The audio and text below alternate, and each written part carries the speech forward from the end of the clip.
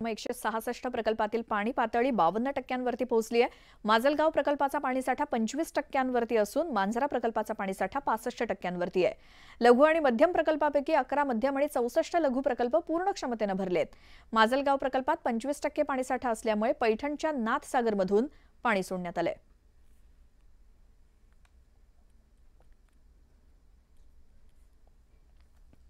राज्यामध्ये अनेक भागात मुसळधार पाऊस झाला आणि सततच्या पावसामुळे मालेगावातील गिरणा धरण 96.08% भरले।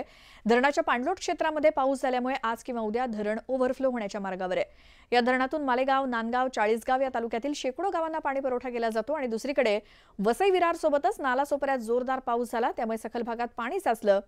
नालासोपाराच्या गालानगर, आचोळे रोड, सेंट्रल पार्क इथे पाणी साचलं असून पावसाचा जोर जर असाच कायम राहिला तर रस्त्यांना नद्यांचं स्वरूप येऊ शकतं।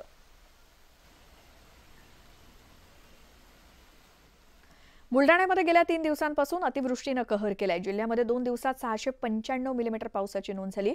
जिल्ह्यातील 8 तालुक्याला पावसाचा फटका बसलाय। 145 गावातील 16,425 शेतकऱ्यांचे 11,609 हेक्टरवरील सोयाबीन, मका, कापूस, तूर, उडीद, मूग पिकांचं मोठ्या प्रमाणात नुकसान झालंय। पंचनामे करून तात्काळ आर्थिक मदत देण्यात यावी अशी मागणी नुकसानग्रस्त शेतकऱ्यांनी केली आहे। तर जामनेर तालुक्यात झालेल्या अतिवृष्टीमुळे अनेक हेक्टर क्षेत्रातील पिकांचं नुकसान झाल्याची माहिती महसूल विभागाने दिली आहे। शेतकऱ्यांच्या केळी आणि कापूस पिकाचं नुकसान झालंय। दरम्यान नुकसानीचे पंचनामे सुरू करण्यात आलेत आणि अतिवृष्टीमुळे जामनेर तालुक्यातील हिवरी दिगर, पिंपळगाव खुर्द, पिंपळगाव बुद्रुक, वाकोद, भराडी, पहूर, फत्तेपूर या गावातील शेतकऱ्यांच्या केळी आणि कापूस पिकांचं नुकसान झालंय।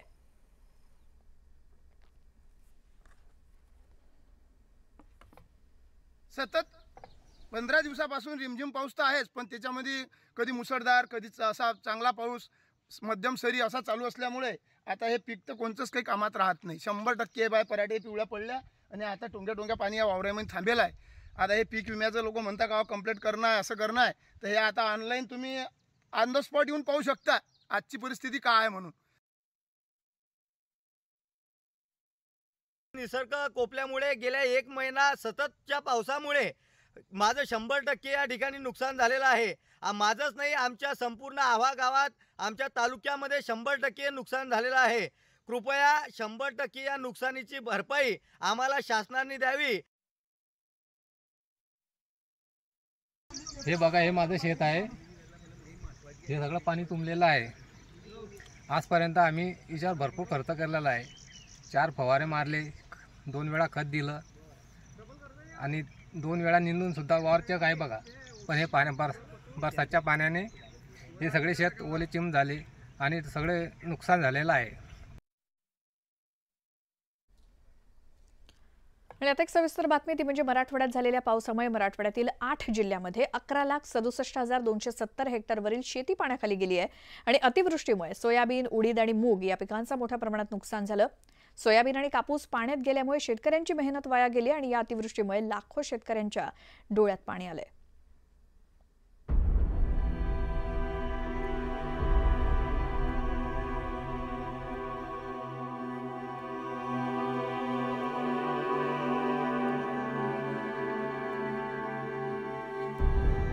हे दृश्य आहे नांदेड जिल्ह्यातल्या नायगाव तालुक्यातल्या गोदावरी नदीकाठचं। गोदावरी नदीकाठच्या बरबडा, पाटोदा, अंतरगाव आणि मनूर या गावांना नदीच्या बॅकवॉटरचा मोठा फटका बसलाय।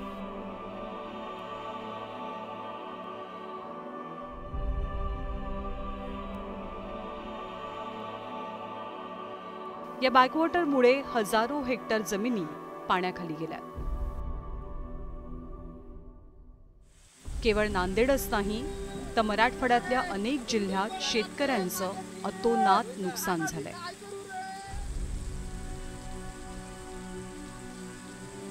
जालना जिल्ह्यात 2.25 लाख हेक्टरवरच्या पिकांना फटका बसलाय। दुष्काळाच्या संकटानंतर यंदा चांगलं पीक येईल या अपेक्षेनं बळीराजानं मोठ्या कष्टानं पिकं लावली। पिकं चांगली बहरलेली होती, पण ढगफुटी सदृश पाऊस पडला आणि या पावसानं होत्याचं नव्हतं केलं। त्या पावसानं कमरेत गेलं पाणी असल्यामुळे पूर्ण कापूस माझा ओंबाळून पूर्ण जमीनदोस्त झालेला आहे।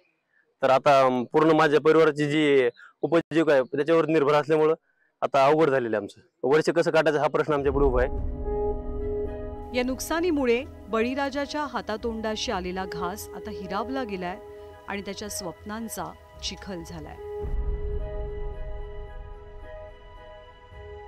त्याच्यामुळे खूप मोठं नुकसान झालेलं आहे.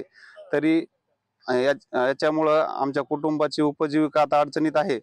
तरी शासनानं तात्काळ पाहणी करून पंचनामे करून आम्हाला मदत लवकरात लवकर देण्यात यावी ही नम्र विनंती. आणि जमिनीमध्ये माझा कापूस सर सगळा, तर ते सगळा कापूस सर वाहून गेलेला आहे. त्यात शेतीमध्ये काय राहिलेलं नाही.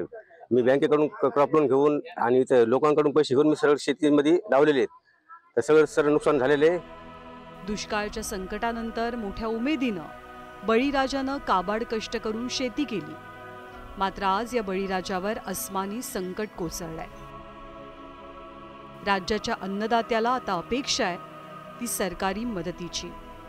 Bureau report, news 18 Lokmat. यानंतर एक मोठी बातमी येते. पूजा खेडकरला दिल्ली हायकोर्टानं दिलासा दिलाय. पूजा खेडकरला कोर्टानं अटकेपासून संरक्षण दिलंय.